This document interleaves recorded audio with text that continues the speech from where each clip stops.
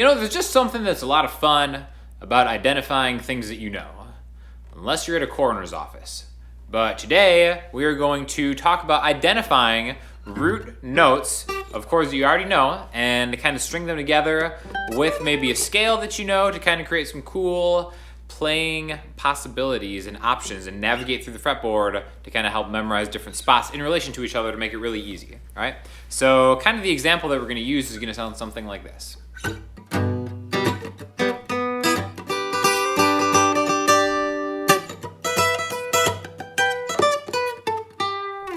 So basically, I'm just kind of jumping around to G major chord pieces, all right? So what do I mean by that is, let's start with just a regular G note. You got the 3rd fret on the low E string.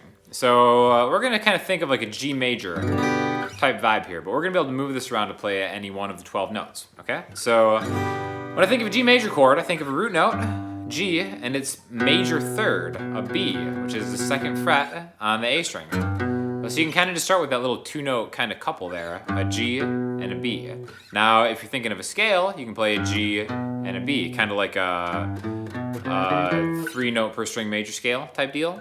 We're going to talk about this G, its major 3rd being down a string and then back a fret, so 3E to 2A. Now we're going to use this as kind of like a touchstone to jump to other G notes over the fretboard. So the first one we're going to go to is going to be the regular octave G, which we can get from like the major scale, G, A, B, C, D, E, F sharp, G, and I end up on the 5th fret of the D string. So there's a G, and there's a G. Now if I played it in like a chord position, like a G in its major 3rd, I can go to this G and its major 3rd, okay? So I'm just going 2 frets higher, 2 strings down. That'll always give me the same note that I'm starting with, whether it's an A, a B. It's always gonna be something that you can kind of like see in relation to each other, all right? And now we're gonna go beyond that one more octave. Now it's not quite as easy as just going down another 2 frets and down another 2 strings. You have to compensate for the way that the B string is tuned. So if we were to take this G and this G, we have to go down 2 strings and 3 frets higher, okay? So the 8th fret on the B string is also a G. But luckily, its major 3rd is the same rule.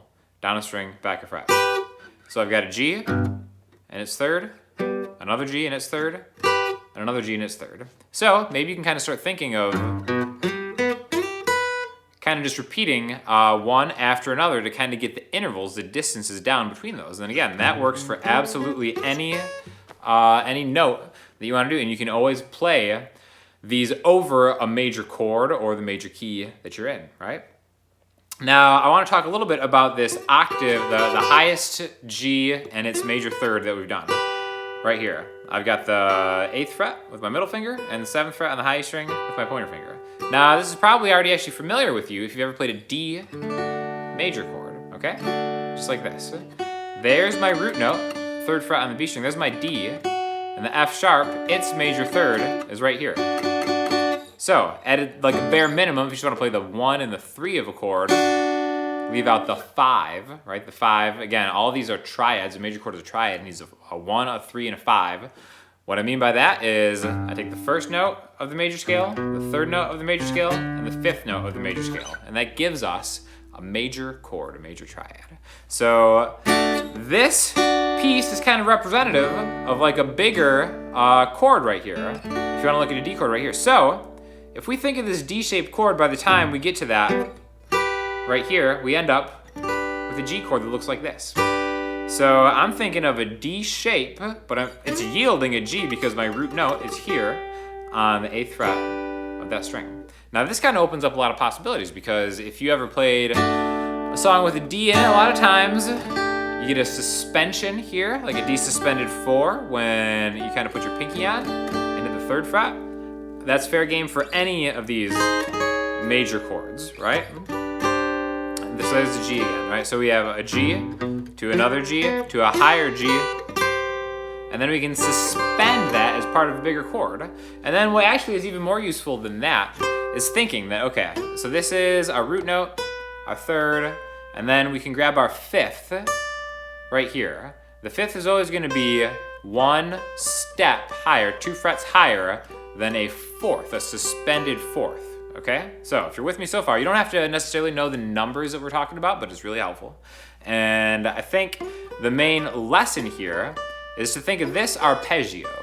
Okay, arpeggio, we play a chord one at a time. We have a G, a B, and a D. So we have a root note, a major third, 4 frets higher than its major third is its fifth, okay? And maybe you already know that. You can kind of put those together, make a power chord. But what I think is really important when we're talking about navigating through the fretboard is finding a scale that we're really familiar with. And a lot of people use the pentatonic scale as something that they're really familiar with because they just kind of drill it. Maybe you even start drilling it before you even know how to use it. But this is going to be a great practical application because the pentatonic, the minor pentatonic, will start on the 6th note in any key. So in the key of G, we have G, A, B, C, D, E, F sharp, G. 1, 2, 3, 4, 5, 6. That E, G, A, B, C, D, E, the 6th note is where that pentatonic scale lies, okay? So we need to find a spot that is an E, okay? To kind of start tying these little chord groupings together. And one way that I like to think of that, I like to think of this kind of D-shaped chord, and then once I inflect it to its 5th, going a step higher than that is always going to give you the 6, the relative minor, which is really important because that's where that pentatonic scale is going to sound the best in any key, right?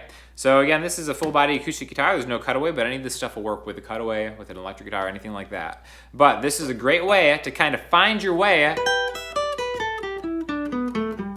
to the minor pentatonic scale, the minor scale.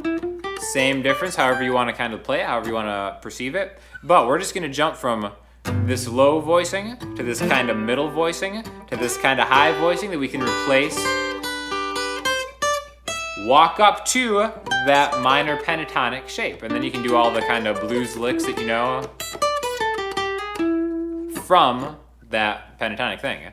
Because come on, you gotta learn a couple phrases or licks from the minor pentatonic scale. There's a million videos on the internet by everybody and their sister teaching kind of like different minor pentatonic licks, right? So again, this can be totally moved to anything. So let's do it in the key of A. So let's start with that A, the 5th fret on the low E string, which again, that's why it's great to at least know a couple of strings as far as where the root notes are, the names of the notes. Like, okay, the 7th fret is a B. It's great to know that stuff because then you can kind of use those, like I said, as touchstones to jump to other ones. If I know this is an A, I grab its major third, whatever that is. It's C sharp. You don't have to know it. All you have to know is this is going to give you a major third. I can run that into my next octave in its major third, and then I can run that into its A and its major third. I can think of that D shape. I can maybe take that up to its 5th, and then one more, and then there's that minor pentatonic.